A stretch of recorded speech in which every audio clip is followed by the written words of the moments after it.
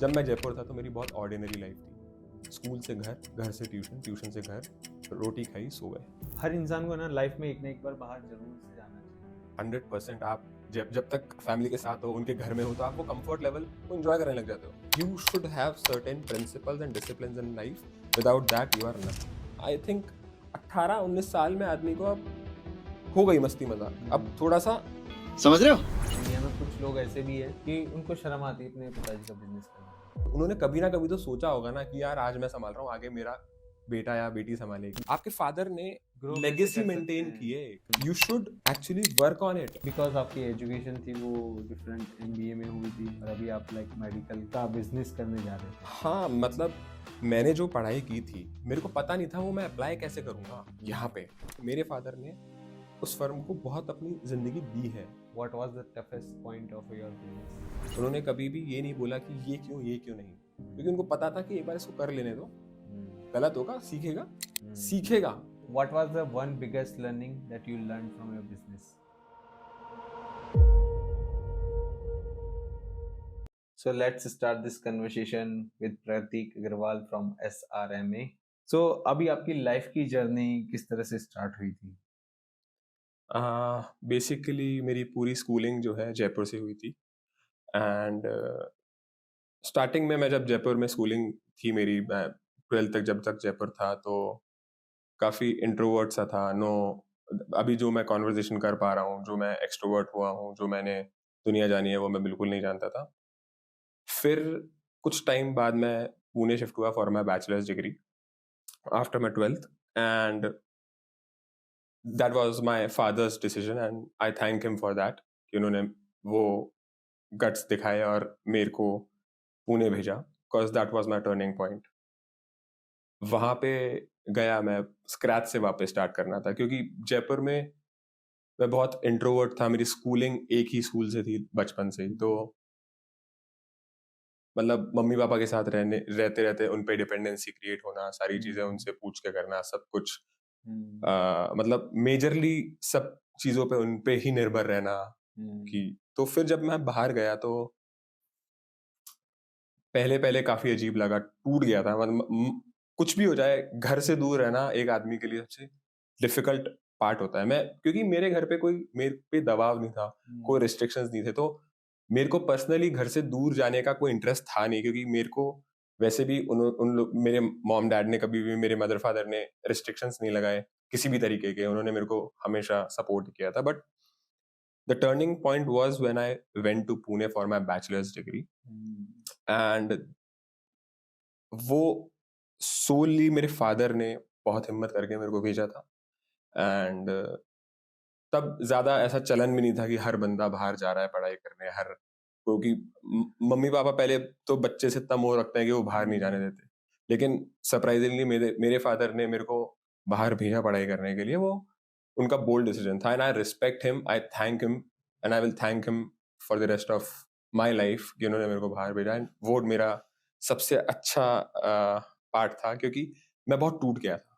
मेरा भी इसमें यही ओपिनियन है कि हर इंसान को ना लाइफ में एक ना एक बार बाहर जरूर से जाना चाहिए, अपनी फैमिली से दूर जरूर रहना चाहिए कुछ टाइम के लिए ही ठीक, बट क्योंकि उससे उसको ये पता लगता है कि यार इस लाइफ में सरवाइव करने के लिए ना क्या क्या किन किन चीजों की जरूरत है। 100% आप जब जब तक फैमिली के साथ हो, उनके घर में हो, तो आप वो कंफर्ट लेवल को एंजॉय करने लग जाते हो। आफ्टर अ सर्टेन पॉइंट आपको लगता है कि यार ऐसा नहीं होता।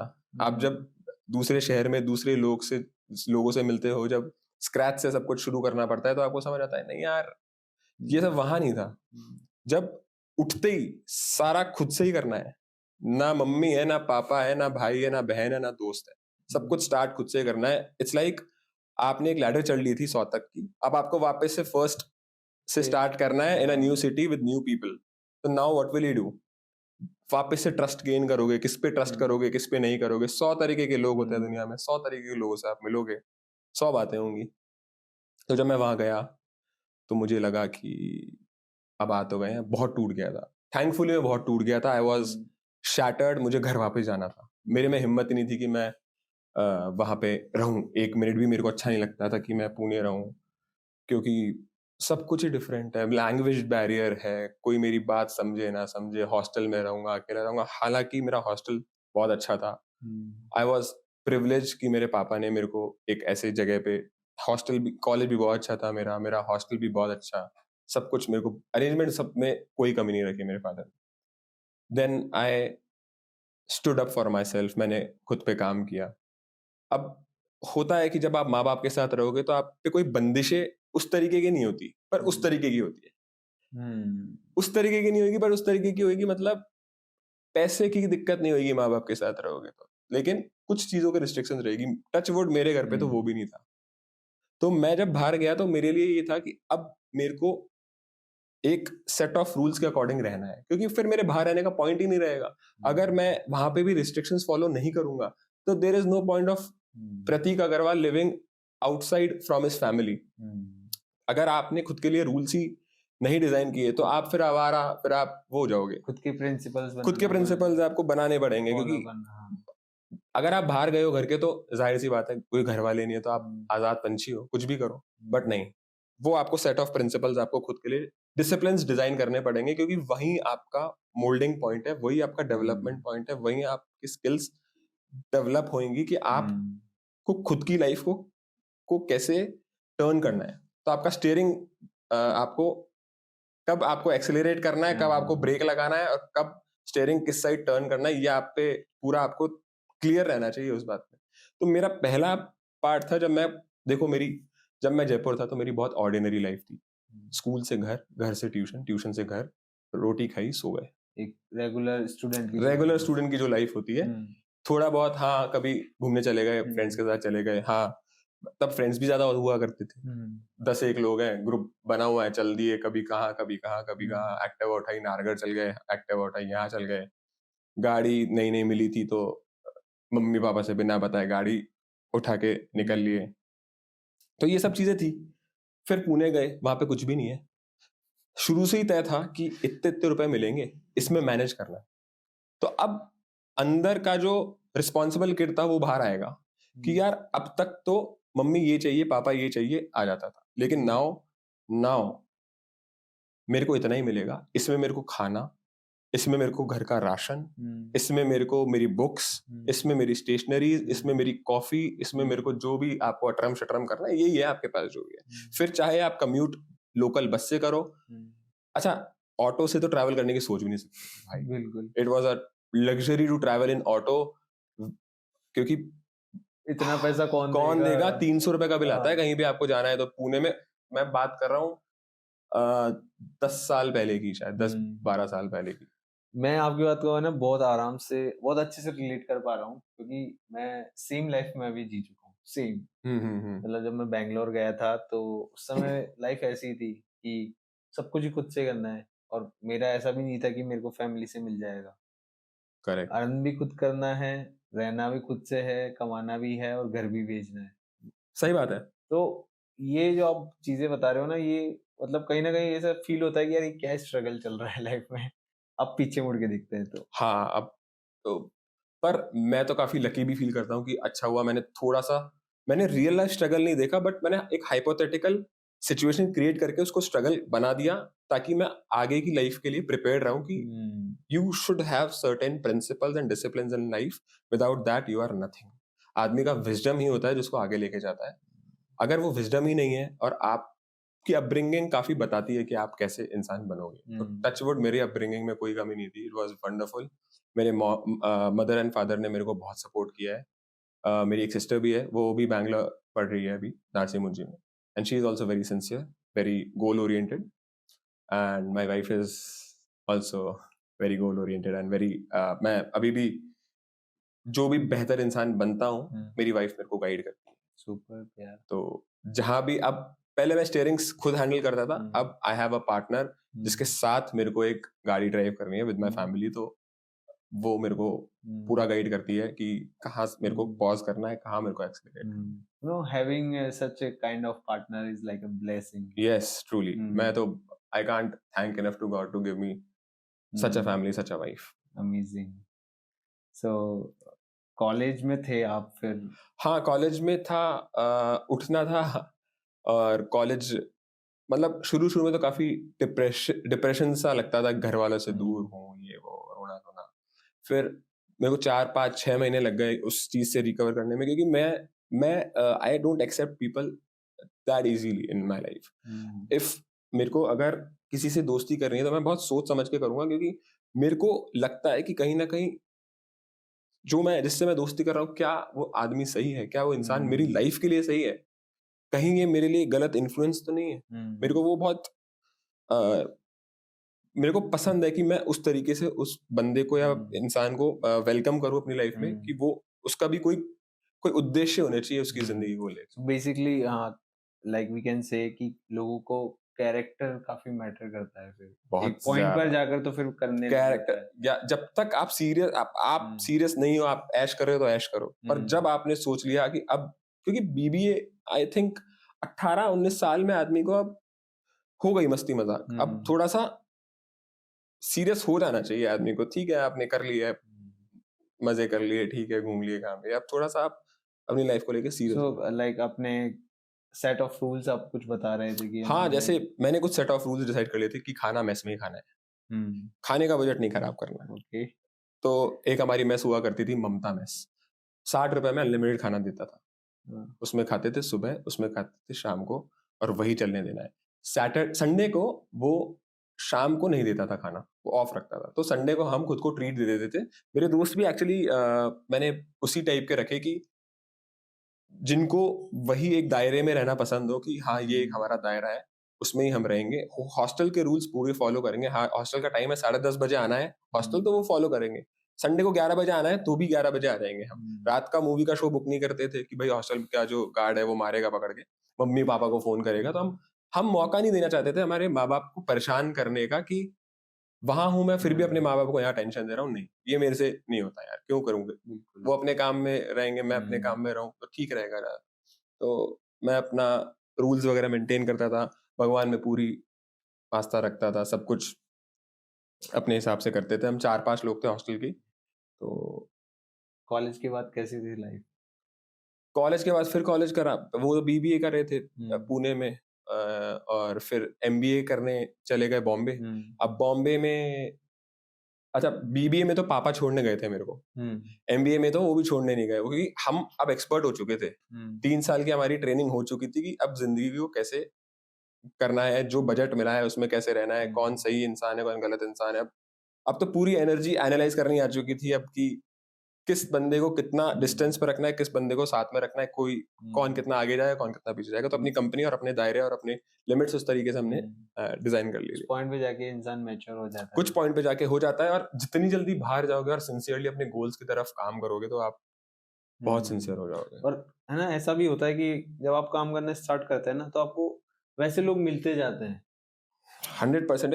100 लोग हैं, उसमें से एक आदमी तो आपके जैसा मिलेगा ही आपको। हाँ, आराम से मिलते आपको बस देखना, या तो देखो आप अकेले रहो, वो बेहतर है, ना कि गलत इंसान के साथ आप पढ़ो।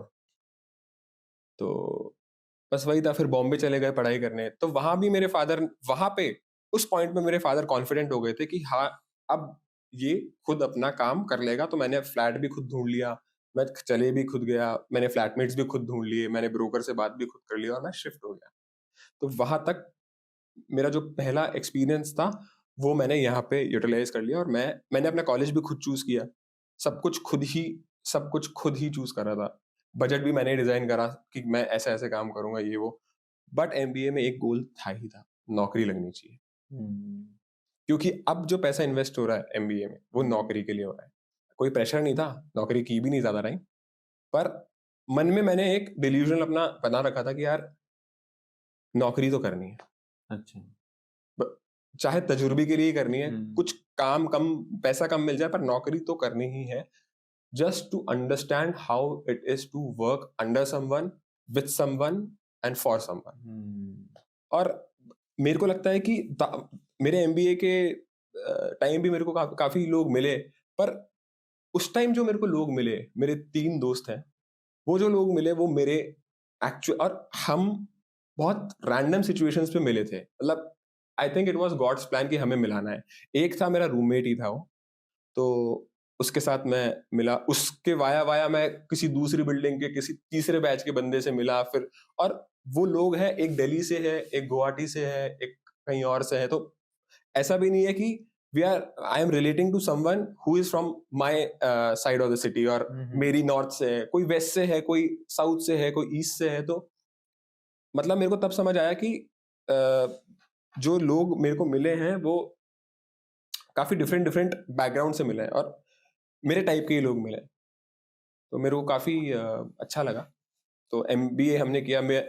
फिर मेरी नौकरी लगी थी लोढ़ा बिल्डर्स में। Okay.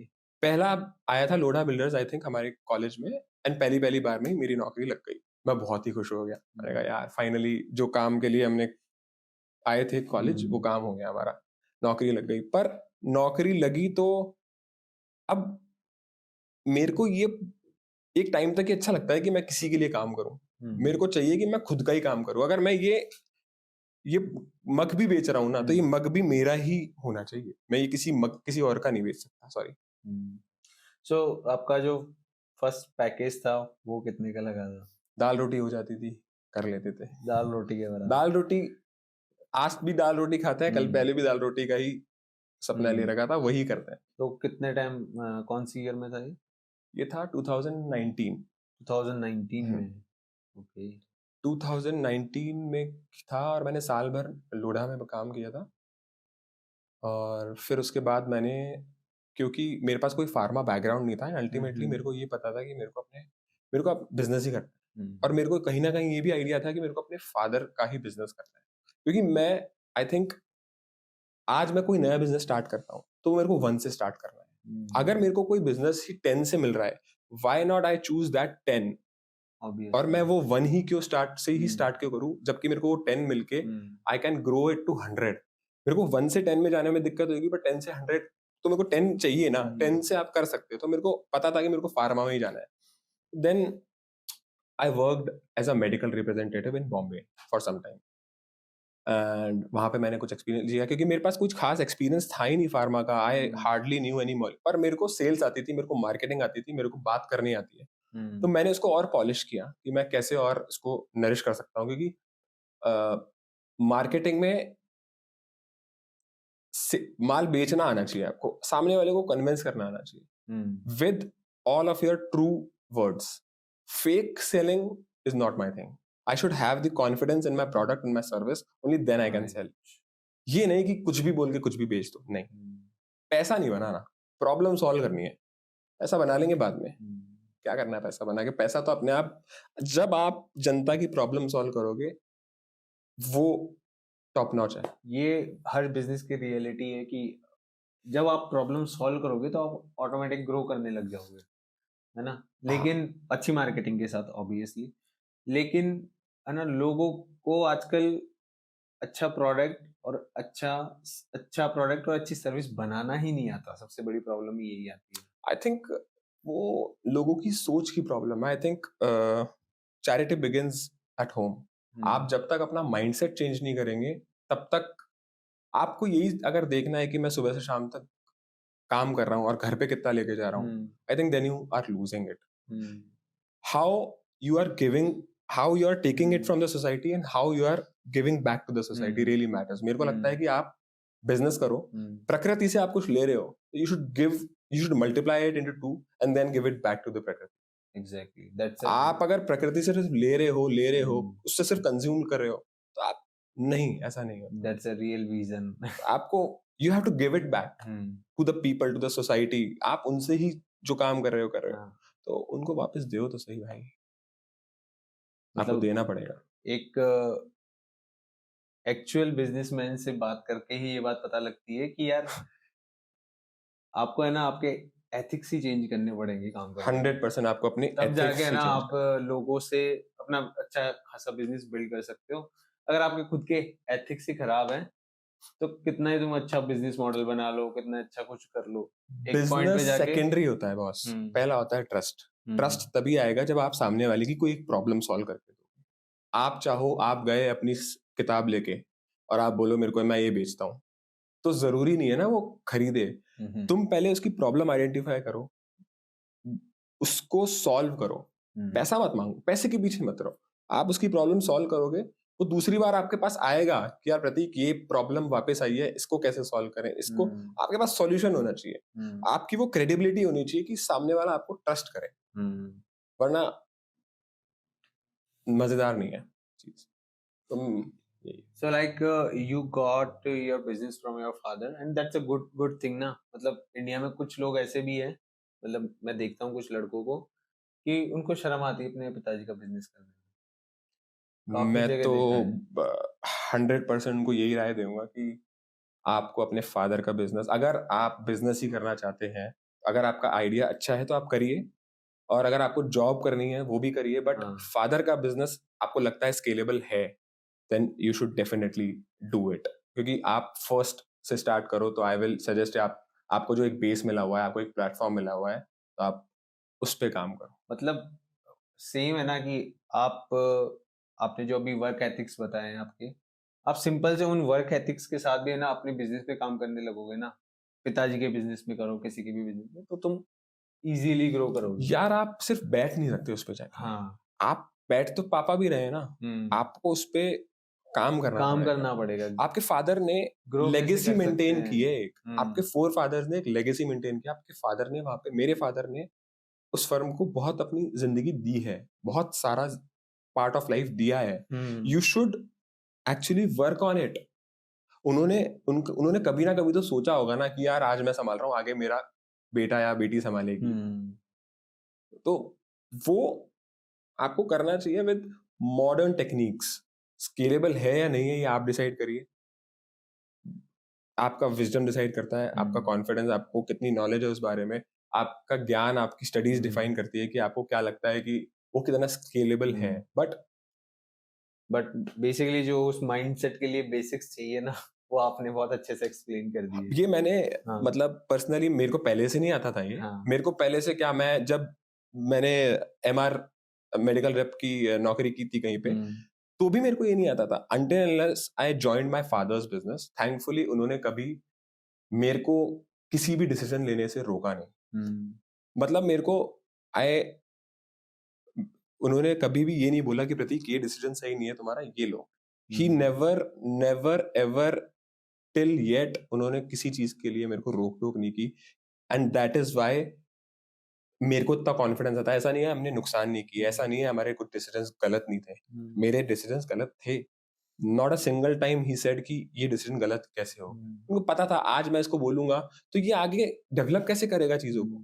How did this company started, Shriram medical agencies? So it was founded by my father, Mr. Sanjay Gupta, in 1997, and उन्होंने बहुत मेहनत की है भाई इस पे। मतलब वो खुद सिंगल हैंडेडली ऑर्डर लेने जा रहे हैं रिटेलर पे, सिंगल हैंडेडली डिलीवर कर रहे हैं, बिल खुद बना रहे हैं, अकाउंट्स खुद मैनेज कर रहे हैं, एक्सपायरीज खुद बना रहे हैं, सब कुछ खुद कर रहे हैं। उन्होंने सब कुछ स्टार्ट से खुद किया, सारी मेहनत खुद की, फिर धीरे धीरे लोग जोड़े। तो बेसिकली इसका एक एक चीज और मैं पूछना चाहूंगा इसमें कि आपकी कंपनी काम क्या करती है, अभी क्या काम करती है, और कहाँ से स्टार्ट हुई है? So we are into pharmaceutical distribution and we supply medicines to retailers। जो रिटेल केमिस्ट होते हैं उनको हम गुड्स सप्लाई करते हैं। तो ये काम 1997 में मेरे फादर ने स्टार्ट किया था जयपुर के अंदर, एंड उन्होंने सिंगल हैंडेडली सारे काम किए हैं। अपनी जिंदगी का बहुत हिस्सा उन्होंने उस फर्म को दिया है।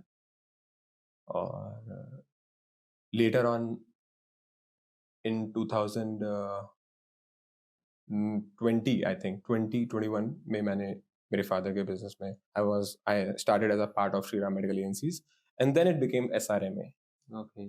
सो देन जब मैं इस बिजनेस में गया तो मैंने काफी ज्यादा स्ट्रगल फेस किया। व्हाई? बिकॉज मेरे को फार्मा का पी भी नहीं आता था बॉस। अच्छा।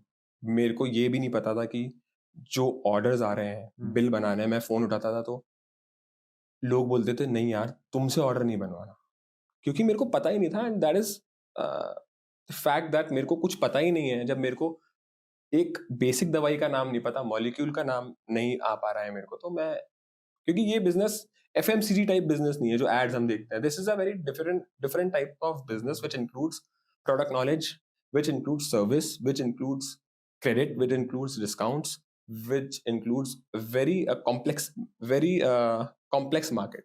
ये market easy नहीं है, it's a very complex market and keeping a balance of everything, वो एक skill है, वो आपको सीखनी चाहिए. जैसे क्योंकि बिकॉज आपकी एजुकेशन थी वो डिफरेंट BBA MBA में हुई थी और अभी आप लाइक मेडिकल का बिजनेस करने जा रहे थे. हाँ, मतलब मैंने जो पढ़ाई की थी मेरे को पता नहीं था वो मैं अप्लाई कैसे करूंगा यहाँ पे. फिर मैंने मतलब मेरे को नींद नहीं आती थी रात को. इट वाज लाइक मैं कैसे करूंगा यार ये काम. What was the toughest point of your business? Starting point he I think toughest था मेरे लिए कि मैं कैसे करूंगा यार, because it was traditional and मेरे फादर अपने हिसाब से जितना उनको आता था he was managing it very with excellence. उन्होंने बहुत सिस्टमैटिक, बट जब तक एक सिस्टम फ्रेम नहीं होगा वो स्केलेबल तरीके से और ऊपर नहीं जा पाएगा. तो हमने उसको स्केलेबल बनाने के लिए कुछ कुछ चीजें जो गैप्स मेरे को नजर आते थे वो धीरे धीरे फुलफिल इन करने शुरू किए, जिसके लिए मेरे फादर ने कभी मेरे को रोका नहीं. He never was afraid of the investments that I was doing. उन्होंने कभी भी ये नहीं बोला कि ये क्यों नहीं, क्योंकि उनको पता था कि एक बार इसको कर लेने दो, गलत होगा सीखेगा. सीखेगा, उनका मेजर पर्पस ये था कि सीखेगा, खुद समझेगा. ये नहीं था कि मैंने जो सीखा मैं इस पे थोपूं. कभी भी ये नहीं था. उनका माइंडसेट मेरे माइंडसेट से काफी डिफरेंट था. उनका माइंडसेट बहुत ज्यादा उस टाइम के मॉडर्न एंटरप्रेन्योर जैसा था. मेरा माइंडसेट आज के मॉडर्न एंटरप्रेन्योर जैसा था. तो हमने धीरे धीरे जो ब्रिज गैप्स थे वो समझे, उस हिसाब से हमने काम किए. फिर जाके सेटल तो कहाँ हुई यार. Not so small dreams. Okay, so काफी इंटरेस्टिंग स्टोरी बताई है मतलब आपने आपके डैड के साथ. हाँ. So what was the one biggest learning that you learn from your business? Patience is the key. जब मैं MBA तक भी कर रहा था तो मेरा पेशेंस टेस्ट नहीं हुआ यार. क्या पेशेंस टेस्ट होगा? पढ़ाई कर रहे हैं, काम कर रहे हैं, घर आ रहे हैं, इतना ही है. बट आप जब काम करते हो खुद का पैसा लगा के, खुद के फादर, जब आपको पता है आपके फादर ने आप पे विश्वास किया तो उनको लेट डाउन नहीं करना. जब आप काम करते हो तो 100 तरीके के लोग मिलते हैं. अगर अच्छे लोग हैं व्यापार में तो बुरे लोग भी होंगे व्यापार में, या कैसे भी लोग होंगे व्यापार में. तो जब मेरे को लगा कि पेशेंस जो है मेरा वो लूज हो जाता था बहुत इजीली, क्योंकि मेरे को हमेशा ये लगता था ना, किसी ने बोला है कल हो जाएगा काम तो कल हो जाएगा. आदमी यही सोचता है, क्योंकि हमने आज तक क्योंकि मैं ऐसा एनवायरनमेंट में था कि कल बोला है तो कल हो जाएगा, तो वहां मेरा पेशेंस लूज होने लग जाता था. तो काफी मेरा टेम्परामेंट जो था वो थोड़ा सा थिन लाइनिंग पे जाने लग गया था, to which I had to control to a larger level, because मेरे को ये नहीं पता था कि मेरे अंदर इतना थिन पेशेंस है. मेरे को पता ही नहीं था, क्योंकि मैंने कभी एक्सपीरियंस ही नहीं किया था वो सब. क्योंकि इस इंडस्ट्री में अगर हमने किसी ने कुछ कह दिया, कुछ सुना दिया, तो मेरे को तो वो चीज बर्दाश्त ही नहीं होती थी. फिर मेरे को समझ आया कि नहीं, ऐसा नहीं हो सकता. मेरी वाइफ ने काफी सपोर्ट किया, मेरे फादर ने बताया कि you have to keep patience in this business. आप अपने टेम्पर को लूज आउट नहीं कर सकते ऐसे ही. आप इंसानों से ही डील कर रहे हो. You have to deal it in a very diplomatic manner. And आपको बिजनेस करना है, आपको व्यापार करना है, आप उसी तरीके से करो. तो पेशेंस मेरे लिए बहुत इंपॉर्टेंट था, जो मेरे को बहुत सिखाया है. So अभी आपकी पूरी जर्नी में what was your one biggest win that you got in your business? My biggest win was the team which I created. Actually team हमारे पास पहले भी थी, बट उनको प्रॉपर डेजिग्नेटेड काम देना वो बहुत जरूरी है. एक ही बंदा 4 काम करे वो संभव भी नहीं है, और फिर वो एक टाइम में तब जाएगा और वो चल जाएगा. सो उसको सेपरेट, आप अपने बिजनेस को 4-5 हिस्सों में बांट दो, और उन 4-5 हिस्सों के 4-5 पिलर्स बना दीजिए. 4-5 पिलर्स बना दीजिए जो आपके एब्सेंस में भी वही डिसीजंस लेंगे जो सेल्फलेस होगा पर बिजनेस के लिए अच्छा होगा. तो वो चीज एम्प्लॉयज में डालनी चाहिए, वो उनमें है, और मैं अपनी टीम पे बहुत प्राउड फील करता हूँ कि मेरी टीम मेरे लिए बिगेस्ट विन है, बिकॉज उनके बिना कोई भी फर्म, कोई भी ऑर्गेनाइजेशन, कोई भी company without team is zero. भले ही उसके पास फंड्स हो, कुछ भी हो, but if people are not working with you, you are nothing. तो जब मैं स्टार्टिंग में आया तो मैंने लोग हायरिंग करना स्टार्ट किया, ताकि मैं जैसे जैसे बढ़ रहा था तो मेरे को लोगों की जरूरत महसूस होने लग गई, और लोग with experiences and without experiences, मुझे दोनों हाइब्रिड लोगों की जरूरत पड़ने लग गई थी। जो जिनके पास एक्सपीरियंस नहीं था, उनकी एक अच्छी बात थी कि उन्हें हम अपने हिसाब से मोटिवेट कर सकते थे, और अपने हिसाब से हमारे ऑपरेशंस को समझा के काम करवा सकते थे। जो पहले से थे, उनके लिए उनकी वजह से हम लोग, मेरे को पहले आइडिया मिल जाता था मार्केट कैसे काम करता है, एंड उनके सजेशंस लेके हम लोग एक बिजनेस मॉडल क्रिएट कर सकते थे जिसमें सबके लिए विन विन सिचुएशन हो जाए, where be it customers, be it my team, be it me, be it my management, मतलब मेरे फादर, सबको एक विन विन सिचुएशन क्रिएट मिल कर हो जाए। तो team was the biggest win, क्योंकि एक टीम क्रिएट करना ना बहुत डिफिकल्ट टास्क है, क्योंकि आजकल का जो यूथ है जिनको हम लेते हैं, उनकी वे ऑफ थिंकिंग बहुत अलग है यार। आप उनसे माथापच्ची नहीं कर सकते। You cannot be the boss with them.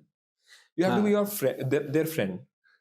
इससे मुझे ना एक रील भी याद आती है। उसमें क्या होता है कि जेंजी ऑफिस में काम करने जाते हैं और मैनेजर उसको कुछ डांट देता है थोड़ा सा, और वो बोलता है कि मैं तो जॉब छोड़ के ही जा रही हूँ, तुम संभालो अपना। तो आजकल सबका सेम है। आजकल के जेंजी को कुछ कह भी नहीं सकते। आप मिलीनियल को भी नहीं कह सकते, आप जेन हाँ, एक्स को भी नहीं, आप किसी को भी नहीं कह सकते भाई। आजकल सबका स्वाभिमान है। हाँ, आज की तारीख में अगर आपको किसी को कुछ समझाना है तो उसको आप क्लेवरली समझाएं। आपको जैसे आप कुछ गलत करो तो आपको डांटूंगा, तो आप बोलोगे यार तू डांट क्यों रहा है, तू हम्म, प्यार से भी तो समझा सकता है। और वही एक तरीका है, हमने वही अप्लाई किया। प्लस उसके जो सजेशंस हैं, हम लोग ऑफिस में एक मीटिंग लेते हैं कि भाई तुम्हारे जो सजेशंस हैं वो तुम बताओ। हमने ऐसे ऐसे इम्प्रूवमेंट किए हैं बेस्ड ऑन देयर सजेशंस, जिससे हमें ट्रूली बहुत बहुत फायदे मिले हैं बिजनेस में। हम ऐसा सोचते हैं यार ये क्या सजेशन देगा, पर यही तो सजेशन देगा, क्योंकि ऑपरेशंस तो यही कर रहा है भाई। सजेशंस जैसे। कि भैया हमें बिल्स, जो हमें जैसे माल निकालने का प्रोसेस है उसमें थोड़ा चेंजेस लाओ। हमारे जो एक्सपायरीज बनाने का पैटर्न है उसमें थोड़ा चेंजेस लाओ। हमें जिस तरीके से हम ऑर्डर्स लेते हैं, वो हम अब डिजिटली ऑर्डर्स लेते हैं। हम फोन पे ऑर्डर्स नहीं लेते हैं, हम वो ट्रेडिशनल मेथड्स ट्राई करते हैं, मिनिमम यूटिलाइजेशन पे रहे, ताकि हमारा जो मैन पावर है हम और बेहतर काम में इस्तेमाल कर पाए उनको, rather than just taking the orders in a traditional manner.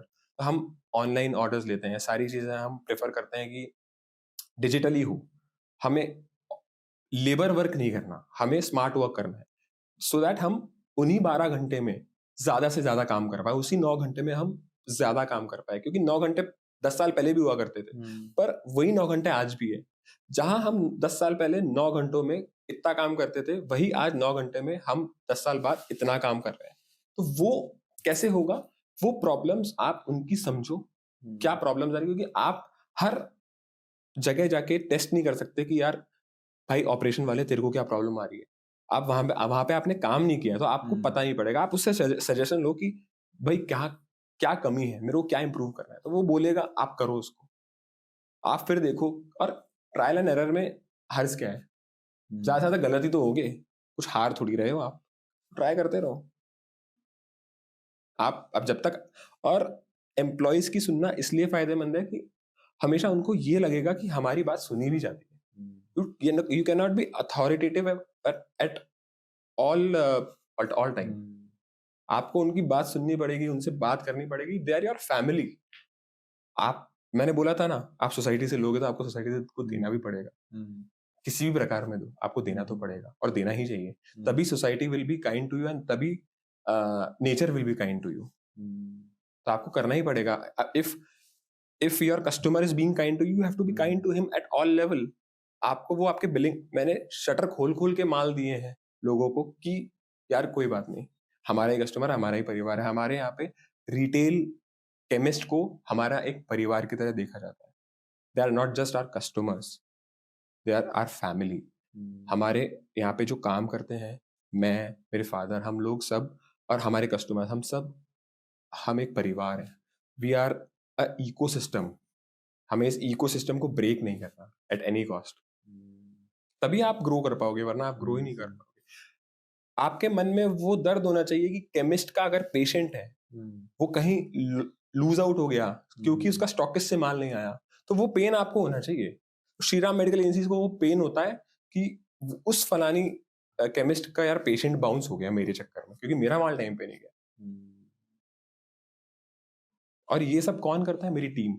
ये कौन मैनेज करता है? मेरी टीम। उनकी हम गाइड करते हैं पर एक्चुअल ड्राइवर्स तो वो है ना, जो हमारे आइडियाज को इम्प्लीमेंट कर रहे हैं।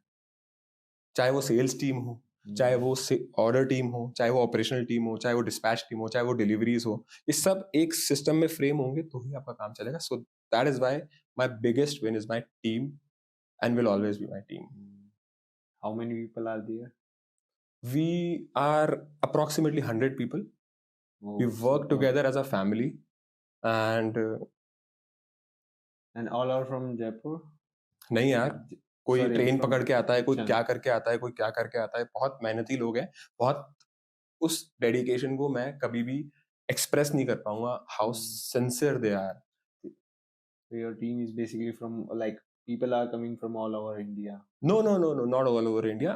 जो आसपास के टाउन्स होते हैं, दौसा हो गया, ये I can consider Rajasthan. हाँ, राजस्थान। तो कहीं कहीं बिहार से भी है, तो आप उनको कोऑपरेट आपको भी करना पड़ेगा। उनकी कोई प्रॉब्लम है तो आप समझो, वो सब चीजें होगी। But team is my biggest win. ये तो है ही। मतलब मैं खुद भी देखता हूँ ना कि काफी सारे फाउंडर से मैंने बात की है। बेंगलोर में भी मैंने काफी लोगों से, फाउंडर से बात की, उनका भी सेम विजन रहता है कि यार जो कोर टीम है ना, कोर टीम क्या पूरी टीम है ना तुम्हारी, वो ही ऐसी बनाओ कि एनी सिचुएशन वो आपको मैनेज कर सके और आप उसको मैनेज कर सको। सेल्फलेस डिसीजन अगर टीम ले पा रही है तब आप समझ जाना आप बहुत अच्छे रास्ते चल रहे हो। अपने आप को सैक्रिफाइस करके आपके बिजनेस को वो उस हित में डिसीजन ले जो आपके बिजनेस को एम्पावर करे। Self empowerment is a separate thing, but उनको पता होना चाहिए कि बिजनेस एम्पावरमेंट होगा तो ही सेल्फ एम्पावरमेंट होगा। ये ओके, ये नहीं हो सकता। सेल्फ एम्पावरमेंट करके बिजनेस एम्पावरमेंट नहीं होता, बिजनेस एम्पावरमेंट करके ही सेल्फ एम्पावरमेंट होता है। ये फैक्ट है, ये आपको एजुकेट करना पड़ेगा उनको। एंड बहुत इजीली होते हैं, लोगों को वो बिलोंगिंगनेस देनी पड़ती है। एंड सुपर्ब यार, काफी बढ़िया बातें की है आपने।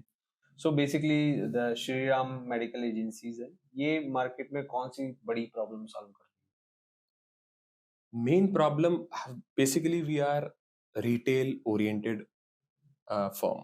श्रीराम मेडिकल एजेंसीज एक ऐसा प्लेटफॉर्म है जहां रिटेल जो केमिस्ट है उनको सेवाएं दी जाए। और श्रीराम का एक ही विजन है, एट एनी कंडीशन अगर गुड्स टाइम पे पहुंचना है रिटेल केमिस्ट पे, तभी उसका पेशेंट जो है उसको ऑनर करेगा। तो हमें मेक श्योर करना पड़ता है हमारी डिलीवरीज ऑन टाइम हो, हमारे डिस्काउंट ऐसे हो कि जो ई कॉमर्स है उसको वो बीट कर पाए। क्योंकि अल्टीमेटली ऑफलाइन हमारा जो बिजनेस है श्रीराम मेडिकल एजेंसीज, वो ऑफलाइन पे भी, ऑनलाइन पे भी डिपेंडेंट है, बट ऑफलाइन केमिस्ट पे भी डिपेंडेंट है। तो उनको उस तरीके का मार्जिन देना, उसको उस तरीके के फैसिलिटीज देना, उसको सर्विस देना। उसका पेशेंट अगर जा रहा है, मेरी डिलीवरी नहीं हुई या किसी स्टॉकिस्ट की डिलीवरी नहीं हुई और उसकी वजह से उसका पेशेंट गया है जो उसने बहुत मेहनत से कमाया था, तो वो हमारे लिए बहुत सैड पार्ट है। या किसी भी स्टॉकिस्ट या जो भी हमारे तरीके से जो काम कर रहे हैं उनके लिए बहुत सैड पार्ट है, क्योंकि उसने अपना पेशेंट बहुत मेहनत से बनाया था। हमारी डिलीवरीज नहीं जाएंगी तो बेचारे का पेशेंट बाउंस होगा, उसकी तो रोजी रोटी हम पे ही, हमारे श्रीराम मेडिकल एजेंसीज पे ही डिपेंडेंट है। तो हमें मेक श्योर करना पड़ता है we work rapidly, we work vigorously to maintain that service, to make sure deliveries are happening on time so that their patients don't suffer because our deliveries or any kind of delivery. तो हमें ये make sure करना चाहिए कि पड़ता है कि deliveries time पे हो, कस्टमर सेटिस्फाइड रहे। आफ्टर सेल सर्विसेज भी बहुत ज्यादा इंपॉर्टेंट है। इफ सपोज कीजिए आफ्टर सेल सर्विसेज ही नहीं होंगी तो अकाउंटेबिलिटी नहीं हुई। तो हमें उस पर भी, हमने अपने जो बिजनेस है श्रीराम मेडिकल एजेंसी उसको 4-5 हिस्सों में बांट रखा है। आफ्टर सेल्स वो देखेंगे, ऑर्डर मतलब कौन कौन से हैं वो 4-5 इनवर्ड से? गुड्स इनवर्ड होगा तो वो कौन देखेगा, वहां पे रिस्पॉन्सिबिलिटी मांगेंगे। 5 पिलर्स हमने क्रिएट कर रखे हैं, 5 पिलर्स में से एक भी पिलर डिस्टर्ब होगा तो चीजें खराब होती है। तो हमने इनवर्ड हो गया, sales ordering, sales team, operational team, expiry team, dispatch team, ये सारी चीजें अलाइन होनी चाहिए। तो वो ट्रस्ट गेन करने के लिए कस्टमर्स का बहुत टाइम लगता है। And the problem we are solving here with Shriram medical agencies to the society, to the retail chemist is timely deliveries, better services, better after sales services, expiry settlements beyond time, cash crunch जो वो face करते हैं वो face नहीं करें। लोगों की सबसे बड़ी प्रॉब्लम है उनको ना कहना नहीं आता। सो इन योर बिजनेस अगर आपको कहीं ना कहना पड़ता है तो आप किस तरह से उसे अप्लाई करते हैं? स्टार्टिंग में हम स्टार्टिंग में फ्लेक्सिबल होते थे, जैसे जिसको जो स्टाफ को लेके भी हम फ्लेक्सिबल हुआ करते थे, कस्टमर्स को लेके भी फ्लेक्सिबल हुआ करते थे, और आज भी फ्लेक्सिबल है। किसी की कोई प्रॉब्लम है तो वो हम सुनते हैं, बट हमने रियलाइज किया लेटर ऑन कि ये हमें और स्केल करना है तो थोड़ा सा एक इकोसिस्टम हमें क्रिएट करना पड़ेगा where we create a win win situation for all of us. Staff भी खुश रहे, मेरी टीम भी खुश रहे, मेरे डिलीवरीज भी खुश रहे, डिलीवरी पार्टनर्स भी खुश रहे, मेरे जो कस्टमर्स है वो भी खुश रहे। तो हमने एक सिस्टम और एक फ्रेमवर्क डिजाइन किया जिसमें no can not be an option, but always yes can not be also can not be an option. तो हमने एक मिड तरीका निकाला जिसमें हमने एक पूरा सर्कल ऐसे डिजाइन किया हुआ है जिसमें कस्टमर भी खुश रहेगा, मेरी टीम भी खुश रहेगी, और ये जब दोनों खुश हैं तब आपका सर्कल कंप्लीट हो गया। तो हम ज्यादा से ज्यादा यही ट्राई करते हैं कि हमारा जो सिस्टम है, आज भी हमारा सिस्टम परफेक्ट नहीं है, we are continuously working on that system कि हम आज कल से बेहतर आज करें, आज से बेहतर आने वाले कल में करें। Any example? पहले ऐसा हुआ करता था कि हम मेरी टीम से स्टार्ट करते हैं कि कोई किसी टाइम पे आ रहा है, कोई किसी टाइम पे आ रहा है, कोई किसी टाइम पे आ रहा है, ठीक है, जब तक किसी की प्रॉब्लम है, बट हम लेटर ऑन हमने रियलाइज किया इससे काम डिले हो रहा है, रात को जाने में बहुत दिक्कतें हो रही है, लेट फ्री हो रहे हैं ऑफिस से, डिलीवरीज टाइम पे नहीं हो रही। देन आई रियलाइज्ड कि सुबह अगर हम जल्दी आएंगे, एक तो शाम को लोग जल्दी फ्री होंगे, तो ये लोग resist to change is a major problem, तो उसको आपको टैक्टफुली हैंडल करना पड़ेगा। तो हमें अपनी टीम को एक सेशन लेके बात करनी पड़ेगी कि देखो अगर तुम जल्दी आओगे तो मैं शाम को हम जल्दी घर जा पाएंगे, इससे हम अपने फैमिली को भी टाइम दे पाएंगे, because work life balance is an important part. इतनी सी जिंदगी है, उसमें भी हम अपनी फैमिली को टाइम नहीं देंगे तो फिर क्या ही पॉइंट है। तो हमें, जबकि हम कर सकते हैं, ऐसा नहीं है कि हम नहीं कर सकते, थोड़ा सा इधर उधर का मैनेज करके अगर हम फैमिली को टाइम दे पा रहे हैं तो व्हाई नॉट। तो हमने टाइम जो शिफ्ट्स थी उनको 3 पार्ट्स में डिवाइड किया। उस 3 पार्ट में पहले एक इकोसिस्टम स्टाफ और मेरी टीम के लिए हमने जनरेट किया, उसको फ्लॉलेस किया। देन एक स्ट्रक्चर हमने कस्टमर्स के लिए डिजाइन किया, उसमें आता है discounts, discounting policy, credit policy, delivery policy. उसमें हमने पूरा फ्रेमवर्क ऐसे डिजाइन किया कि हमें हमारा जो वर्किंग कल्चर है उसको भी लीव नहीं करना पड़े, कस्टमर भी कंफर्टेबल फील करे हमसे गुड्स लेने में। तो दोनों का जो ब्रिज था वो मैनेज करना, वो एक बहुत बड़ा, क्योंकि नो आप तभी कह सकते हो, या तो अपने टीम को कहोगे या अपने कस्टमर्स को कहोगे। How about not saying no and requesting them to be a part of the ecosystem where all of us win as a team. तो हमने वो इकोसिस्टम क्रिएट किया है कि सब लोग एक जगह पे रह के right person at the right time at the right place, and customers के लिए right medicine at the right time to the right patient.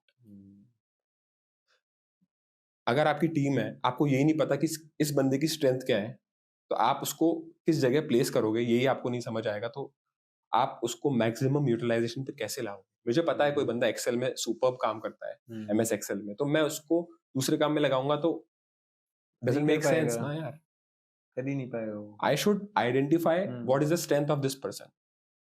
तो मैंने जो ऑपरेशन का काम करता है उसको मैंने सेल्स में लाके खड़ा कर दिया, क्योंकि मैंने आइडेंटिफाई कर लिया उस बंदे की कैपेबिलिटी ये नहीं है यार, यहाँ काम मत कर, तू यहाँ काम कर, तो तू और सुपर्ब काम करेगा। तो वो बंदा वहां सुपर्ब काम कर रहा है, you have to shift your staff according to their talent. You have to identify, you have to do a SWOT analysis on your staff, on your team. ये बंदा यहाँ के placement के लिए बिल्कुल perfect है. But also guide them that we are a team and we have to respect the work ethics and how to take this firm sincerely and never compromise the systems that we have made on the daily error basis. जो हमने रोज गलतियां करी है उसको हम अगर उसको recover करने के लिए हमने एक सिस्टम बनाया है तो उसको ब्रेक नहीं कर सकते आप. आपको हार्डकोर उस सिस्टम को ही फॉलो करना पड़ेगा at any cost. Okay. Don't let that ruin. So, let's suppose if you got an investor in your business, then how do you plan to invest? मेरे पास बहुत आइडियाज है. सबसे पहले तो हम ब्रांच मॉड्यूल पे जाएंगे कि आज हम अगर राजस्थान केटर कर रहे हैं तो I will try to go in a tier 2 city which is outside Rajasthan, where there is a gap between wholesaler and retailer, where there is a gap between the healthy relationship between a wholesaler and a retailer. And I would also start private label brands. So after creating the credibility, after creating the trust, you can also start with private label brands जो कि आगे जाके बहुत आपको एक separate vertical provide कर सकता है. That is how you channelize the network that you have into something separate vertical of your business. And आप supplies उन जगह की बढ़ा सकते हैं जहाँ पे आपने अभी तक टच नहीं किया था, because you need a larger fund for that. तो हम उधर भी हम काम कर सकते हैं कि लार्जर फंड जहाँ पे रिक्वायर्ड होता है वहाँ पे हम सप्लाई स्टार्ट कर सकते हैं. और भी बहुत सारी चीजें कर सकते हैं. अगर फंडिंग मिलती है तो I have great ideas how to scale it up to a different level. So, what keeps you going when you are not motivated? यार एक्चुअली मैं महीने में 4 दिन मोटिवेट फील नहीं करता. नहीं होता मेरा मन कि मैं काम करूं. बस लगता है फैमिली के साथ टाइम स्पेंड कर लूं, कहीं घूमने चले जाऊं. पर मेरे को एक फीलिंग जो है वो बहुत गलत लगती है कि आई don't like the feeling of lagging behind. Because आपने लास्ट मंथ जो किया आपने वही नंबर्स इस महीने किए तो that is a D growth for you. Because inflation तो हो रहा है ना. आपने अगर वही नंबर्स किए you are lagging behind. And I don't like the feeling of lagging behind कि हम भाई अगर आज मैं, क्योंकि मेरे को पता है अगर हम काम नहीं करेंगे आज या मैं काम नहीं करूंगा आज तो कहीं ना कहीं मैं लैग बिहाइंड करूंगा. पता नहीं मैं करूंगा नहीं करूंगा, पर मेरे मन में वो एक एंजाइटी रहती है कि अगर मैंने अभी काम करना छोड़ दिया या आज मैंने काम नहीं किया तो मैं पीछे हो जाऊंगा. कहीं ना कहीं मैं मार्केट में पीछे हो जाऊंगा. And I like this feeling. हालांकि मैं हूं ना हूं ये मैंने आज तक ट्राई नहीं किया ना मेरे को पता है, पर I try to be at work at any condition. Because मैं मोटिवेटेड नहीं भी हूं पर मेरे अंदर एक एंजाइटी है. Anxiety to not lag behind in the market. I like to be topper of the market, topper of anything that I'm doing. तो मेरे को हालांकि मैं हूं नहीं पर I am running towards it. I cannot, मैं उस चीज में लैग बिहाइंड नहीं कर सकता किसी भी कीमत पे. मुझे अच्छा नहीं लगता कि आज मैं यहाँ हूँ कल मैं 2 स्टेप बैक हो जाऊं. नहीं, क्यों हो जाऊंगा. सेम चीज को मैं भी कुछ इस तरह से सोचता हूँ कि आप कुछ भी कर रहे हो ना उसमें आप एक्सपर्ट बन जाओ. मतलब जो भी काम आपका है ना उसमें एक्सपर्ट बन जाओ आप. और एक्सपर्ट आप तभी बन पाओगे जब आप कंसिस्टेंट रहोगे. Consistency can never beat excellence. आज आप एक्सीलेंट हो पर मैं एक ही काम को बार बार कर रहा हूँ तो श्योरली आज नहीं तो 1 साल 2 साल 3 साल बाद अगर मैं कंसिस्टेंट हूँ उस काम को लेके तो वो मैं अचीव करूंगा ही करूंगा. क्योंकि आप कंसिस्टेंट हो ना. Consistency can never beat anything. आप कंसिस्टेंट रहो, आप मार्केट में वही काम करो जो आप करते आ रहे हो तो आपकी एक स्पेशलाइजेशन बन जाएगी. यू विल, आप अपने आप ही चीजें ढूंढ लोगे कि यार मैं कंसिस्टेंट तो हूं पर ये कमी हो रही है तो उसको भी सही कर दूं, उसको भी सही कर दूं, उसको भी सही कर दूं, उसको भी सही कर दूं. जब आप प्रोग्रेसिव रहोगे हर चीज को लेके कंसिस्टेंट के साथ तो आप देखोगे you are scaling up in life, you are evolving, आप एज अ पर्सन भी बेटर कर रहे हो. Not just in your business, but as a person, you are improving. You should work on yourself. You should learn, read as much as you can, learn as much as you can. You should, आप अगर reel भी चला रहे हो तो आप वो भी देखिए कि उसमें अगर मार्केटिंग है तो how can you do the marketing at the similar level. Everything you are seeing, everything you are listening should be a learning point, be it anything. आप सीखो उससे. अगर आप you are enjoying something while living your life and you are learning something while living, just living your life, do it. You love to read books? I don't love to read books. I don't read books. And then what do you do for the learning part? यार मैं learning part के लिए बहुत कुछ कर लेता हूँ. जैसे अगर मैं घर पे हूँ तो घर पे अगर मेरे घर पे टीवी चल रहा है तो मेरे को पता है कि आजकल ट्रेंड में क्या क्या है, तो मैं डिजिटल मार्केटिंग को मद्देनजर रखते हुए उससे कुछ सीख लूंगा. डिजिटल मार्केटिंग करना मेरे को बहुत अच्छा लगता है तो डिजिटल मार्केटिंग कर लूंगा. अगर मेरे को लग रहा है कि यार मार्केट में actually I don't believe in competition, I believe in collaborating. So if that person is having some weakness, he can take my strength. If that person is having some strength, I can take that strength. I will apply it. So वो भी मैं use करता हूँ कि अगर competition analysis या collaboration analysis अगर मैं करता हूँ तो मैं ये भी देखता हूँ कि किसी की कमी में मैं एक अपॉर्चुनिटी ढूंढ लूँ. किसी से मैं मिला, उसने कुछ दो बात कही, जैसे आज आपसे मिला तो आपने दो बात कही, तो मैं इससे हो सकता है दो में से एक बात मैं याद रख लूं और मैं इसको अप्लाई कर लूं. तो ऐसी कोई भी चीज अगर मेरी जिंदगी में चल रही है और अगर मैं उससे सीख पा रहा हूँ एक भी स्टेटमेंट से, तो मैं 100% ट्राई करता हूँ कि मैं उससे सीखूं, क्योंकि आज आदमी सीखता इंसान से ही है. जितने ज्यादा आदमी से आप मिलोगे उतनी ज्यादा आप चीजें जानोगे और उतनी ज्यादा आप चीजें सीखोगे. There is no end to learn, there is no, every day you are learning. Even at the age of 70 you are capable to learn anything. तो लर्निंग का प्रोसेस तो बस अनस्टॉपेबल है, वो तो चलेगा ही चलेगा. लाइफ को देखते जाओ, सीखते जाओ. कोई भी एक्सपर्ट नहीं होता यार. आज आपने कोई अलग 70 साल की जिंदगी देखी है, मैंने कुछ अलग 70 साल की जिंदगी देखी है. आपने मेरा पार्ट नहीं देखा, मैंने आपका पार्ट नहीं देखा. हाउ कैन यू से यू हैव सीन एवरीथिंग? सो इतने बिजी रहते हो तो इनफ टाइम मिल जाता है पर्सनल लाइफ के लिए? पहले नहीं मिलता था. पहले मैं, क्योंकि पहले हर काम मैं अकेला कर रहा था ना, क्योंकि टीम बनाने से पहले बिलिंग भी मैं करूं, सेल्स भी मैं करूं, रिकवरीज भी मैं करूं, तो तब मैं बहुत डिस्टर्ब देयर. मैंने बताया ना आपको, मेरे पेशेंस लूज होने लग गया. वहां मैंने फिर देखा कि मेरे को अब बंदों की रिक्वायरमेंट है, बंदे क्रिएट करने की रिक्वायरमेंट है, बंदों तो right person at the right time at the right place. या चुटकियों में नहीं हो जाएगा. आपको वो बंदा ढूंढना पड़ेगा. आपकी जर्नी में वो आपको मिलेगा. आपकी जर्नी में आपको, जैसे आप आज मिले मेरे को, तो आपकी जर्नी में और भी लोग मिलेंगे जो आपका साथ देंगे. ऐसे नहीं तो ऐसे देंगे, ऐसे नहीं तो वैसे देंगे. तो मेरे को वो ऑन जर्नी में मिले, उनको मैंने हायर किया, उनको हमारी टीम ने वेलकम किया, उनको सिखाया. रेजिस्टेंस टू चेंज होती है पहले के टीम में भी, उनको समझाया कि this is a easier process भाई, यू शुड डू इट. आप टाइमली फ्री हो गए, आप सब कुछ टाइमली करेंगे. आप 14 घंटे काम करके भी 8 घंटे वाली प्रोडक्टिविटी कर रहे हो, क्यों? 6 घंटे आप या तो काम ही 8 घंटे करो ना. मैं आपको बोल थोड़ी रहा हूँ आप 14 घंटे काम करो, आप 8 घंटे काम करो, पर काम पूरा करो. जो टाइम दे रहे हो उसमें पूरा 100% दो, तभी तो आप अपनी फैमिली को टाइम दे पाओगे. मैं पहले फैमिली को टाइम दे ही नहीं पाता था. 14 घंटे काम कर रहा हूँ, 12 घंटे काम कर रहा हूँ. Now that I have rescheduled everything and I have learned that there are other things apart from just running for your business. I always say run for your business. Run for your business. Don't run in your business. Don't work in your business. Work for your business.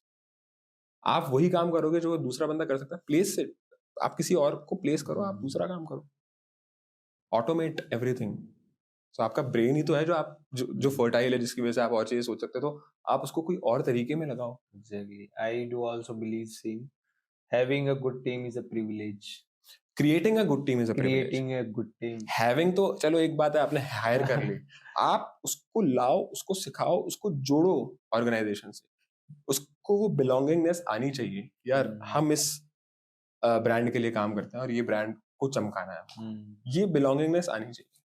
और ऐसा ही है ना, मतलब majority of लोग ऐसा सोच ही नहीं पाते और वो लाइफ में पीछे रह जाते हैं. मतलब उनको पता नहीं रहता, but this is one of the biggest reason. यार पीछे नहीं, वो ऑर्डिनरी, फिर वो ऑर्डिनरी है. फिर ये भी कह सकते हैं. पीछे मैं नहीं बोलूंगा, ऑर्डिनरी है. और ordinary is not great nowadays. Ordinary ठीक है, मतलब हाँ ओके चल रहा है ठीक है, बट नॉट माय कप अगर ऑफ कोई ऑर्डिनरी होगा तो वो इस पॉडकास्ट को यहाँ तक देखेगा भी नहीं.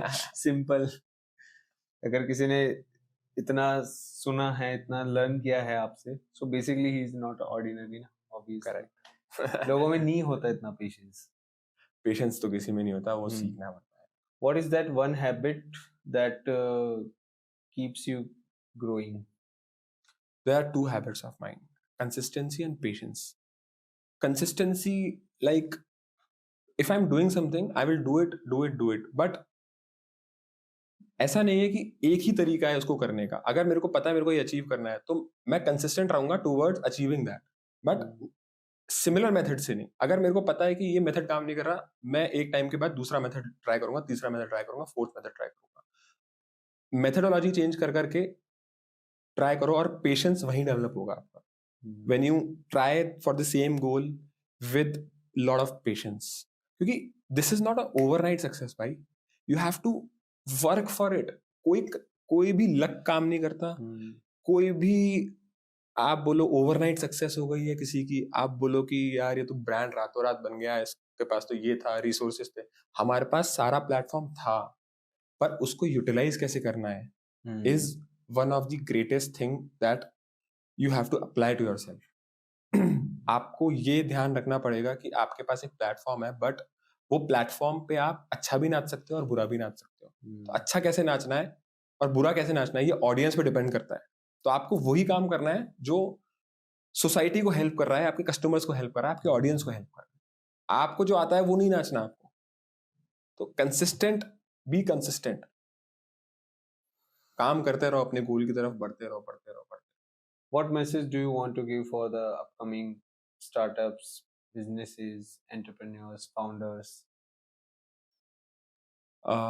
मेरा मैसेज सिर्फ यही रहेगा कि prioritize your hustle, work as much as you can, but work with productivity, work with efficiency, and just work with a goal and enthusiasm and consistency with a lot of patience. Don't lose. There are a lot of failures before you get to success.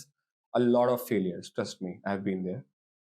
And don't ignore your health. Eat as much nutritious food as you can, and sleep 9 hours at least, because आपकी जो sleep है वो कुछ problems को solve करने की capable होती है जो आप जगते जगते नहीं सॉल्व कर सकते. You need that kind of sleep to solve those problems. Without that sleep, that particular sleep, वो कुछ प्रॉब्लम्स आपकी लाइफ से जाएंगी नहीं. You need a mindset, and that mindset will come with your healthy body.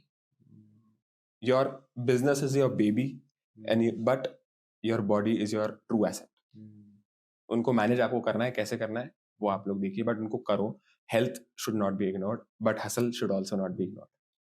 Business में एक level पे जाने के बाद है ना, ऐसा पीछे मुड़ के देखते हैं तो ऐसा लगता है कि काफी एडवेंचरस जर्नी थी. हाँ, बहुत. कभी ऊपर कभी नीचे. बिजनेस का मतलब ही यही होता है. Business is like your life. Sometimes it goes up, sometimes it goes down, but कोई भी लॉस जो होता है बिजनेस को, या कोई भी प्रॉफिट जो होता है, वो पर्सनली मत लो. If you get very personal with the losses ना, कि यार आज तो लॉस हो गया, तो क्या हो गया. अगर आपको एक स्टेबल लाइफ चाहिए तो आप जॉब कर लीजिए. Don't opt for business, you go for job, and that there is no harm in doing job.